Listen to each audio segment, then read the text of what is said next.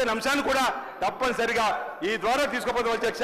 అరే 10 ఏళ్లలో తెలంగాణ తల్లి విగ్రహం పెట్టారు, 10 ఏళ్లలో జయ తెలంగాణ అధికారంగా తీసుకున్నారు. తెలంగాణ పేరిట మాత్రం అధికారంలోకి వచ్చి ఈరోజు టీఆర్ఎస్ పార్టీ బీఆర్ఎస్ పార్టీకి మార్చుకున్నారు అధ్యక్ష. తెలంగాణ ప్రభుత్వం అధికారంలోకి వచ్చి ఈరోజు బీఆర్ఎస్ గా మాట్లాడిన రోజే అధ్యక్ష తెలంగాణ రాష్ట్ర సమితి భారతీయ రాష్ట్ర సమితికి మార్చుకున్న రోజే తెలంగాణ ప్రాంత ప్రజల పేగుబంధం తెగిపోయింది. అందుకే ఈ రాష్ట్రంలోకి ఇందిరమ్మ రాజ్యం తీసుకొని వచ్చిండ్రు.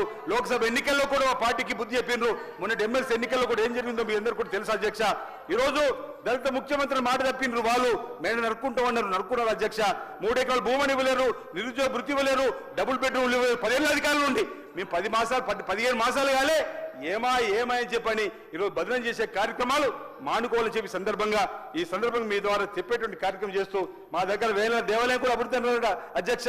బడ్జెట్ లో ఏటా 100 కోట్లని ఎక్కడ కూడా ఊహా లోకల్లో అది కూడా రంగురంగుల బ్రోచర్లలో రంగురంగుల వీడియోలు అభివృద్ధి చూపించారు. మా దగ్గర 3వ బ్రిడ్జి లేకుండా 3వ బ్రిడ్జి ఉన్నట్టు దానిపైన కాలు రయ్యున వచ్చినట్టుగా చూపించినటువంటి అంశాన్ని కూడా ఈ సందర్భంగా నేను తెలియజేస్తూ మరి నాకు ఈ అవకాశం ఇచ్చినందుకు మీ అందరికీ ధన్యవాదాలు చేసి ఒకటే అంశాన్ని చెప్పి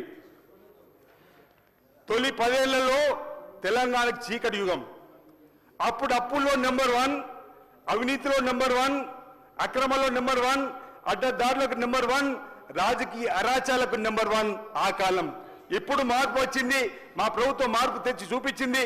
ఇప్పుడు తెలంగాణ వ్యవసాయంలో నెంబర్ 1, రైతుల సంక్షేమంలో నెంబర్ 1, ఉద్యోగ నియామకాల్లో నెంబర్ 1, పరిశ్రమ పెట్టుబడులు నెంబర్ 1, ఉత్పత్తి రంగం సేవా రంగం అన్నిట్లో నెంబర్ 1. రైజింగ్ తెలంగాణ మా ముఖ్యమంత్రి రేవంత్ రెడ్డి గారి నాయకత్వంలో ఈ తెలంగాణ ముందుకు పోతుంది. మళ్ళీ వచ్చే ఎన్నికల్లో కూడా ప్రజలు ఇందిరమ్మ రాజ్యాన్ని తీసుకొస్తారు. ఇదే ప్రభుత్వం ఉంటుంది అధ్యక్ష అన్నమాట సందర్భంగా తెలియజేస్తూ గవర్నర్ గారి ప్రసంగానికి ధన్యవాదాలు చెప్పేటువంటి అవకాశాన్ని ఇచ్చినటువంటి మీకు స్పీకర్ గారికి నేను ప్రత్యేకంగా ధన్యవాదాలు తెలియజేస్తూ ఈ అవకాశం కల్పించిన గౌరవ ముఖ్యమంత్రి గారికి సభ సాంసద విధాన శాఖ మార్చులకు కూడా ఈ సందర్భంగా ప్రత్యేకంగా ధన్యవాదాలు తెలియజేస్తున్నాను అధ్యక్ష.